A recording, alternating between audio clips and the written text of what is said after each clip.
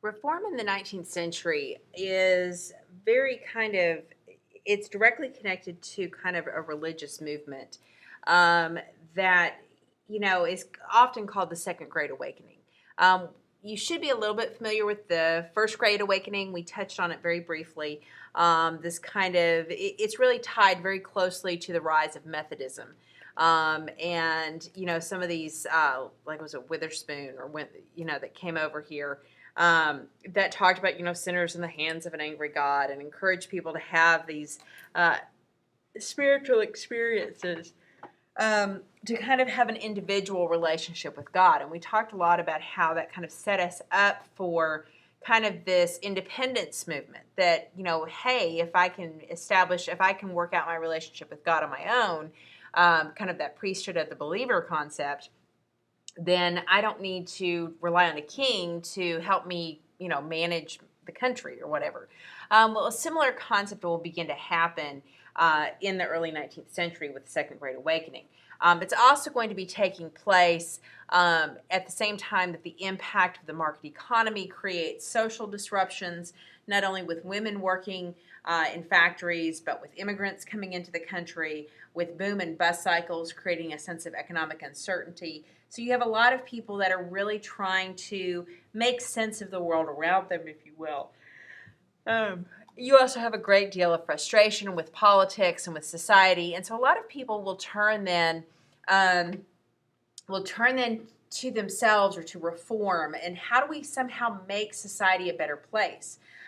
We kind of have, by the time you get to the 1830s and 1840s, this persistent vision of the American ideal. Crevecoeur's "What is an American?" Alexis de Tocqueville and his American values. And how do we make sense of that in a world in which you have a factory system that seems to kind of dehumanize individuals, particularly men who are the voting populace, but also women who feel like they're being shut out of having a say. You have a lot of questions about what is democracy and how do we create a society? Sorry for yawning, guys.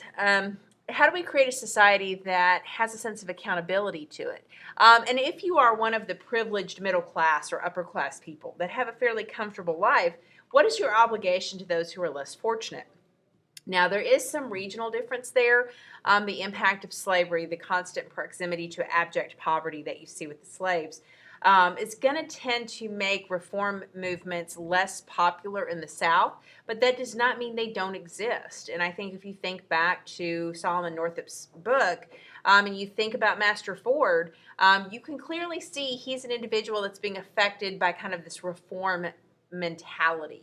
Now, he's trying to navigate this in a way that fits within his Southern system. But I do think that there are people in the South that are influenced by reform movements. I just think that reform movements look a little bit different in the South. So we're going to be kind of talking about these reform movements as kind of a big picture concept and kind of look at the different groups individually. Again, think in terms of this idea of the factory system creating social disruptions, weakening the connections between children and their parents, weakening the connections between a community and their young people. You have an emerging middle class that's used to supervising and managing people. That's going to be a big element. And trying to reconcile the class system that is emerging thanks to the factory system and capitalism with that all men are created equal, right? And so that's a lot of these things that we've been talking about are going to kind of pop up within the reform movement. Lots of economic turmoil and uncertainty causing issues for people and making them turn to finding meaning somewhere else.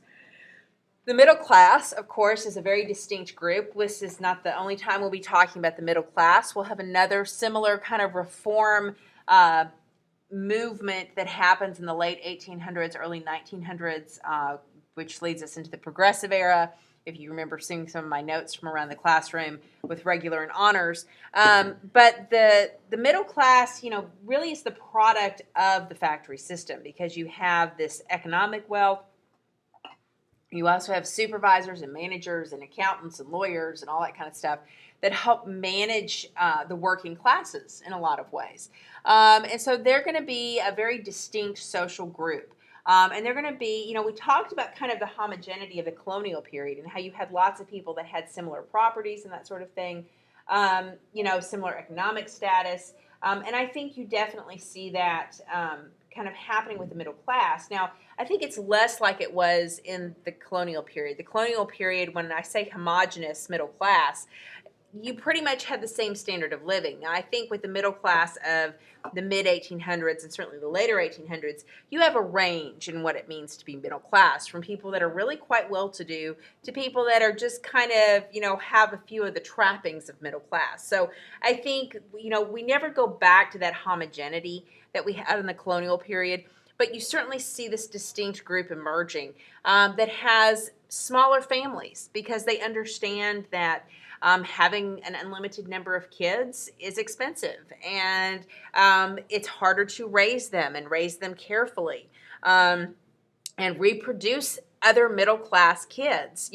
Like the whole purpose of the middle class is to reproduce itself. For me to be middle class, for my kids to be a little more middle class than I was, and for them to gradually work their way up.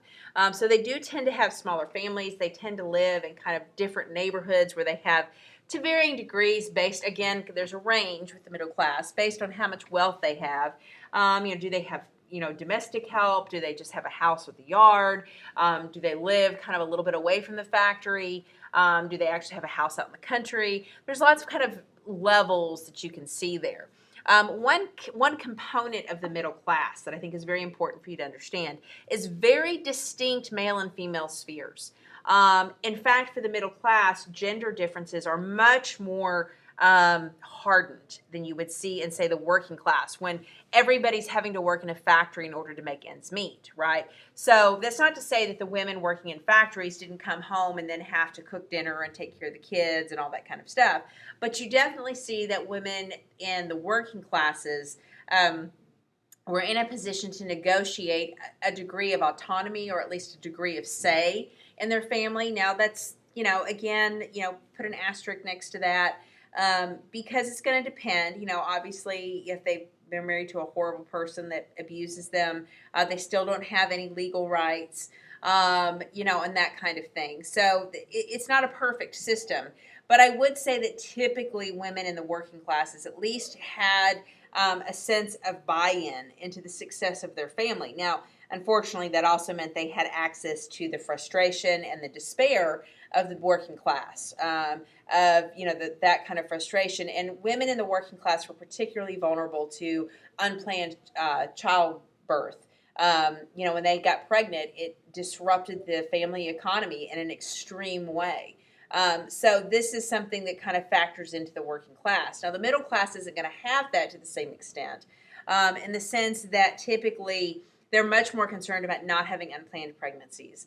And they definitely, because they're aspiring to be like the well-to-do, they're going to have these very unique spheres where women are all about the home, they're all about the children, raising kind of virtuous Republican citizens, being educated so they can then educate their children, lots of emphasis on social responsibility, lots of emphasis on church activity. And this is why the driving factor in the reform movements of the 19th century, both in the first half and the latter half, are going to be women, are going to be these middle-class women who have just enough money that they can afford to be focused on social concerns. Now, again, that's going to vary. Some women don't have that much extra money, so their social reform is going to be limited to church activities.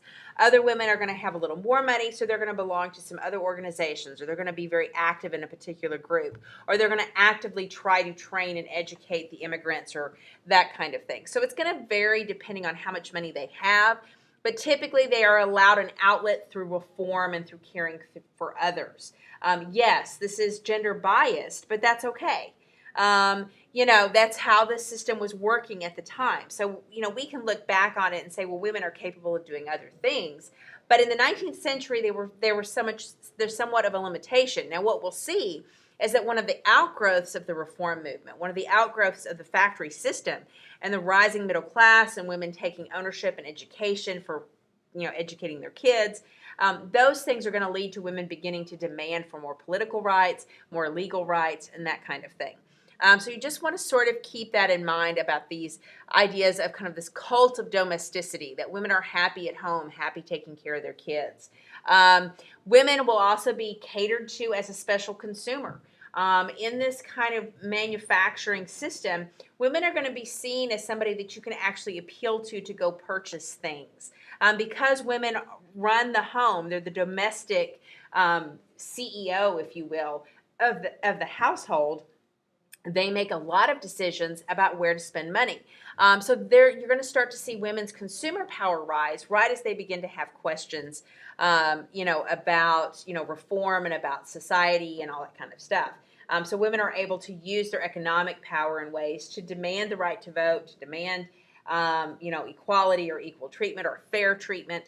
And so this is going to begin to become a major thing.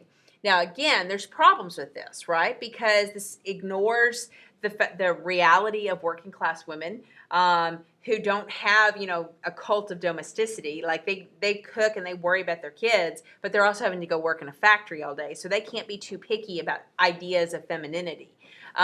You also have the wealthy have enough money to be eccentric. So you have some well-to-do women that are able to really kind of buck the system and live the way they want to. This will be particularly more important the closer we get to the 20th century, where women with money can truly afford to be eccentric. This is, something we talked about with Northup's book, that when you have money and position and power, you can bend the rules a little bit. So Master Ford's wife could give that slave a Bible, right? That was acceptable because of her social status.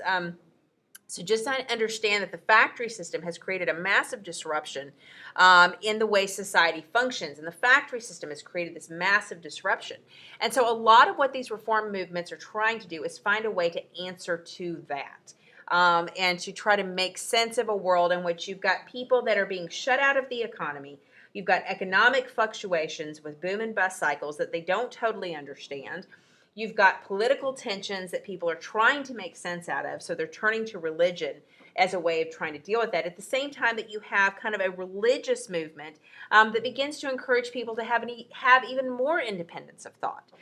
So a lot of this is the product of kind of this unique democratic Enlightenment era.